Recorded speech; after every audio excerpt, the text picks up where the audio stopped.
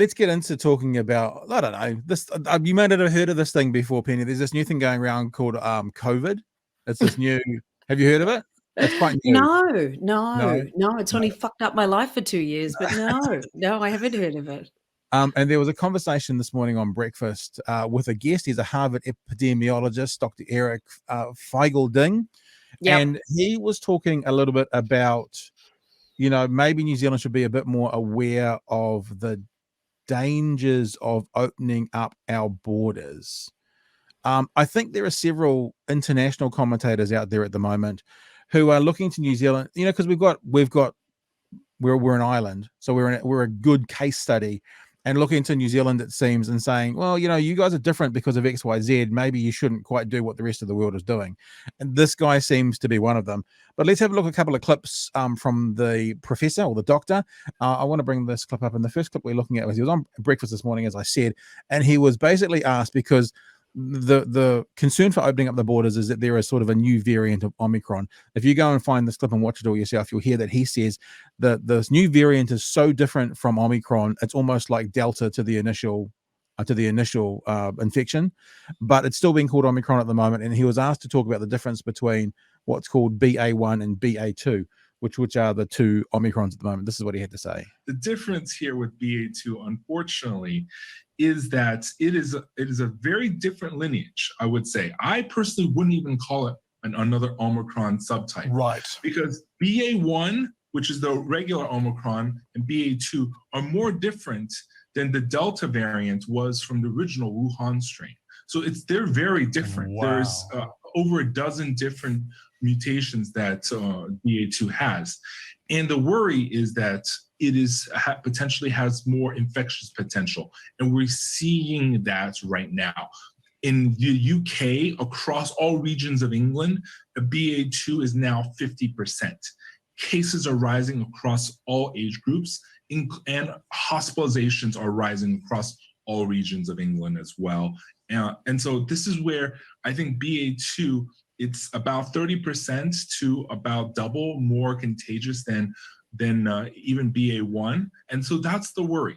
That's the worry, that it's extending this Omicron wave. And again, I personally wouldn't even call it Omicron wave. I just give it a brand new So name. anyway, then he comes back in, and the lovely John Campbell comes in quite shortly after this and says, as John Campbell is one to do in a lovely way, can we just reiterate that you're saying it could be 30% to 50% more infectious than the first variant of Omicron. Yeah, and anything when you add into there before we play the next clip, Penny? I mean, God, it's just like, it feels like it's so infectious already. What is it just going to be? If you drive next to somebody, you're going to catch it next. Maybe I would say that talking about it was enough to get them both infected. Perhaps. Yeah. I think that Dr. Eric Feigl-Ding, I've heard him before, and he's bloody marvelous. I just think he's awesome. I'm glad that we're tapping into people like that. But one thing he did say, John Campbell asked him last time he was on, why have you been surprised about how this has gone? And he was like, I thought that we would get a vaccine and then everybody would take the vaccine and everybody would wear a mask and it would be over. And oh, how they laughed. It was just like, because people are morons. So I love that guy. So more of him. Well, speaking of loving that guy and the vaccines, actually, it's a perfectly good segue. Thank you very much. I'm good at this. No worries. They were asking about the vaccines, because the vaccines we have at the moment are obviously based on the original COVID. The original strain. Yeah. And what's it going to be like for this BA2? And he spoke to that quite clearly as well. That's inherently a problem. The vaccines do work against BA2 as well, but only if you have a booster. Just like the other Omicron, it is so different from Wuhan because the vaccines where we're getting are still the Wuhan 1.0 SARS-2 coronavirus. Is so different that without a booster, your 2 shots alone is only 10 to 20 to 30% efficacy against infection. And hospitalization is only 70%. But with a booster, you have about 70-80% protection against infection and 90% protection against hospitalization. So look, that's what we need to share about there. Even though the efficacy is not 100%, he said 70 to 80%. That's a pretty good. That's compared to not any protection at all. And that's against catching it, right? Yeah. That's Yeah, against that's against catching it. catching it. Yeah. And 90% against hospitalization. Like, as soon as I was eligible for a booster, I was like, put that shit in me now. And what I don't understand is these people that are eligible now who've had the 2 vaccines. So and there's been negligible amounts in the total scheme who had adverse reactions. So there's a huge amount of people who did not have adverse reactions to the 2 shots who are not getting their boosters, and I don't understand. But yet I haven't understood so much of this whole situation. But I was like, yeah, lining up. And as I think I said this last time, I take 2 pills a day for epilepsy. I take 4 squirts a day for asthma. I have all sorts of shit wrong with me. So I'm putting stuff in myself constantly, and I say, bring it on. So, I mean, this is surely what we're going to have to get once a year, maybe every 6 months. And apparently they're about to release Omicron specific vaccines. So yeah, bring it on. Yeah, no, I'm with you. I had, we all laugh, and perhaps we shouldn't, but we all laugh when we see people saying they're not going to put that shit in their body whilst they're smoking a cigarette or doing whatever else that there is. And yeah, it's you think about swine flu, you think about bird flu. They came and they went, and it seems to me because the world A, followed the advice, and B, the variants got less and less serious, and then it disappeared. This one, the variants are hanging around, and the people aren't following the advice. So it's like a perfect storm to keep this thing around forever.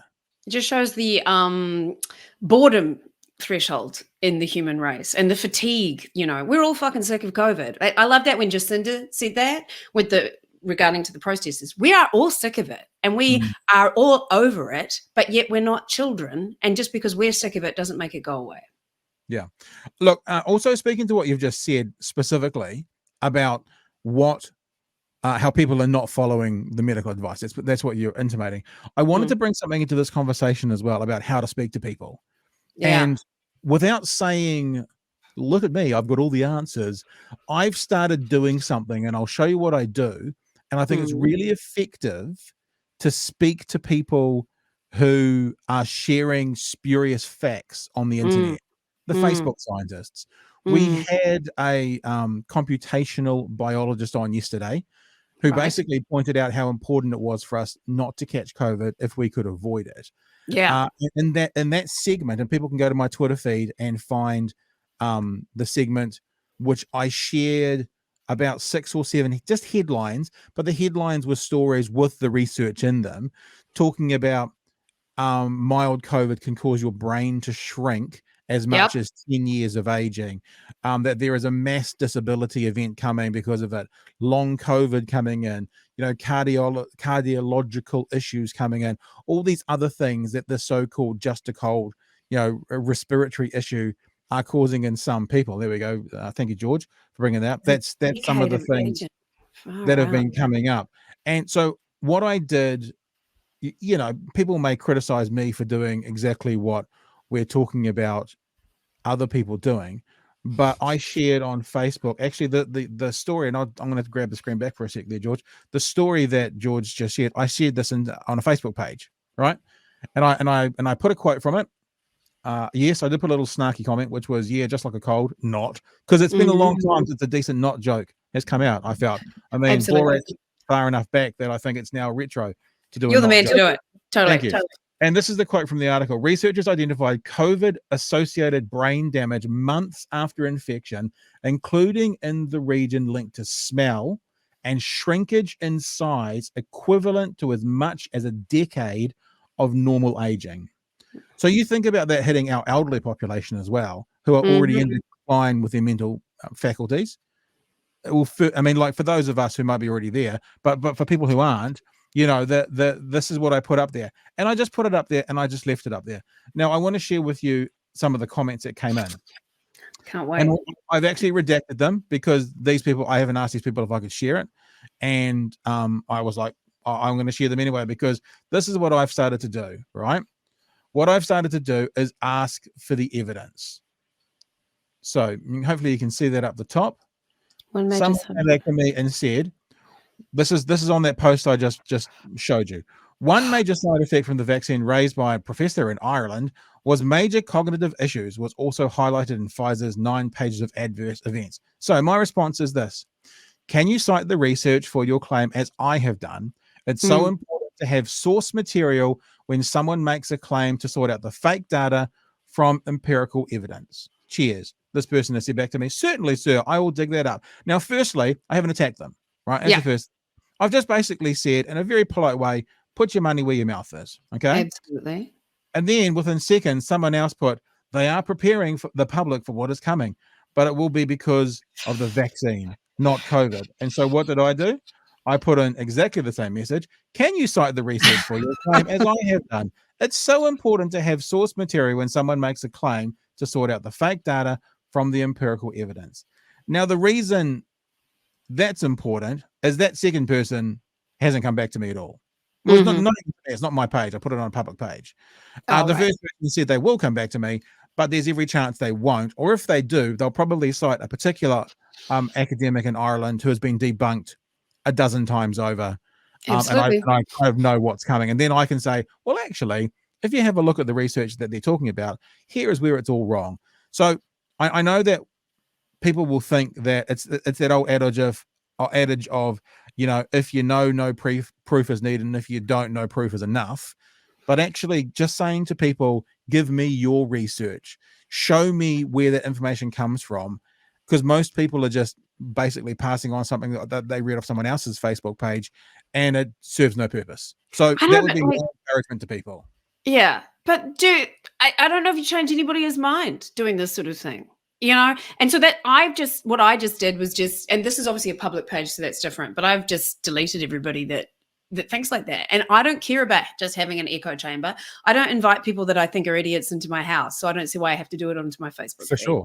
And I'm not very good, like I'm not a good person to talk to insofar as how do you talk to people nicely about being stupid. I am not that person. So like, I'm not going to put myself, like when I try to teach my dad, he has a smartphone, but he only got it because so he could sign into places. And trying to teach my dad about technology, I get ridiculously angry. It is unjustified how angry I get, going, just push that fucking button that I've told you 500 times. So I take my hat off to those people that teach older people about technology and things like that. So yeah, none of these areas are so I just acknowledge that I have failings in this area, and and just delete people, because I've gotten into, sometimes I can't help it. Matt's like, what are you doing? I'm like, I'm fighting with someone on Twitter just because I can't help it. But I think that sharing that stuff is so important though, because particularly there's been a couple of things that have come out recently around the brain atrophy, and also around the fact that to recover to the right extent and not get long COVID, that rest is one of the most important things when you actually have COVID.